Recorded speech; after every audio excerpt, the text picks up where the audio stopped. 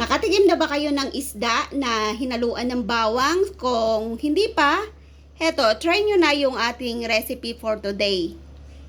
Gayahin nyo po yung aking ginawa at ipapakita ko na sa inyo kung paano ko to in-steam. So, let's go!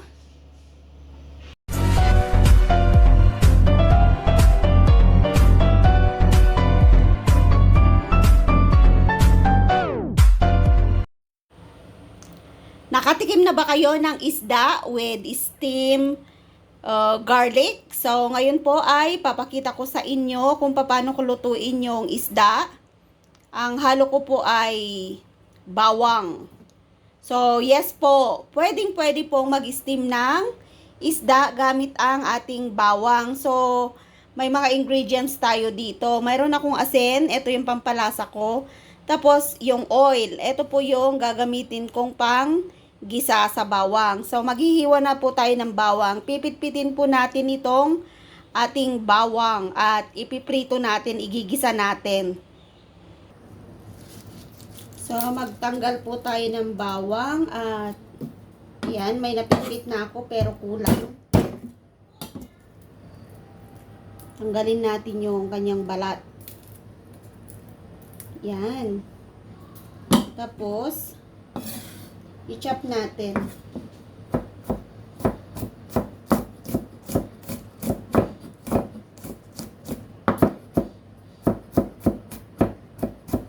Ito po yung ilalagay nating toppings doon sa isda.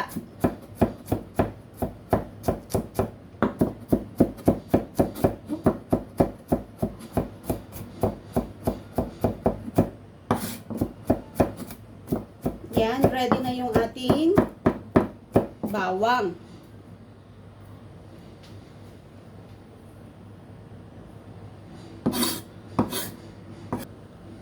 So, ang next na gagawin natin, ito po yung asin. Yan, kamayin ko na lang. Yan, kuha po tayo ng asin.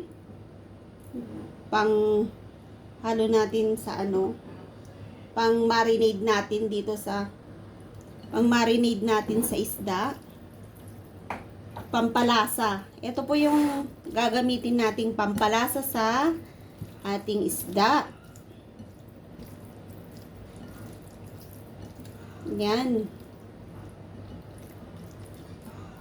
Kung gusto rin yung maglagay ng bawang, ay ng paminta, pwede rin po. Pero mayroon kaming bata, so ayaw po niya ng paminta. So, hindi ko po siya lalagyan ng paminta. So, magigisa na po tayo ng bawang. Yan. Gisa natin yung ating bawang. Hintayin po nating mag-brown.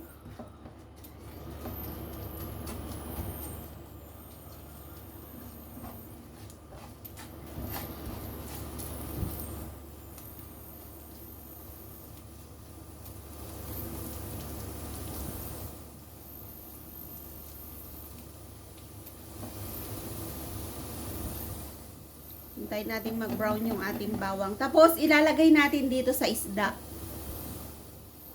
Tapos, i-steam natin mamaya. I-steam ko siya ng 5 minutes. So, ganun po yung pagluto ko ng steam fish dito sa Hong Kong. With bawang. Wala kaming spring onion. So, wala akong ilalagay na spring onion. Yan, brown na siya. Okay na siya.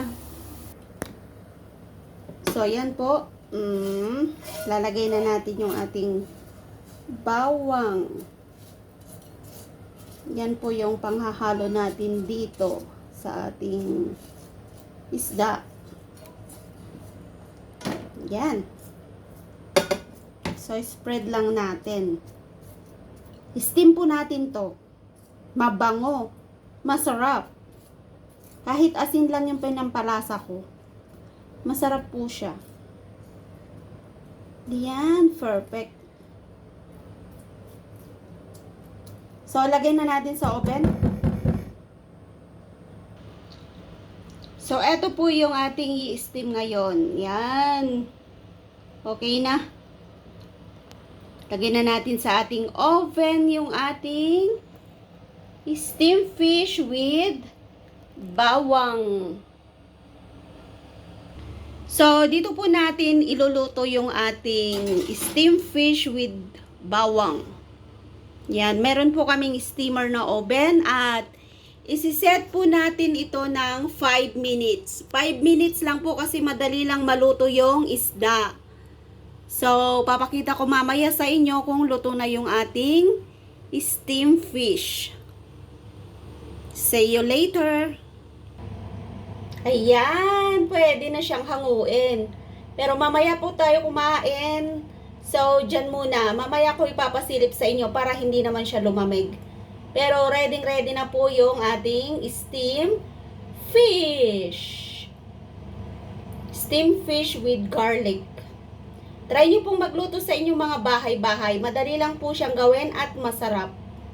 So, eto na po yung ating steamed fish. Ayan, nakita nyo, luto na po siya. Masarap po yan. 5 minutes ko lang siya niluto. So, hahanguin na po natin. Mainit. Ayan. So, tingnan nyo naman po yung ating isda. Sarap. O, perfect. Isda at saka bawang. Pwedeng-pwede po yan. Basta yung bawang nyo, igisa nyo. Tsaka i-steam nyo lang siya ng 5 minutes. So, perfect na po yung inyong isda. Kain na po tayo. I-serve po nating mainit yung pagkain dahil yun po yung gustong-gusto nila. Sa mga baguhan, kalkalin nyo lang yung aking YouTube channel dahil marami na po tayong cooking tips at mga menu ng mga Chinese na na-upload ko. So wag na wag po kayong magsasawa sa ating panonood ng aking mga upload. Maraming salamat po sa inyong lahat. Subscribe Lynn Chigo Vlog and ring the bell for more videos. Maraming salamat po sa inyong lahat. Gusto kong i-share sa inyo kung paano lutuin itong pork chop with bell pepper. So, sundan nyo po yung aking recipe dahil masarap na masarap po ito. So, try to cook this one in your house. Let's start! Welcome sa aking kusina. Magluluto tayo ngayon ng giniling na baboy. So, eto na po, nagpagiling na po tayo dun sa palengke. So, ang ingredients natin ay giniling na baboy, bawang, patatas, pampalasa natin, chicken powder, paminta,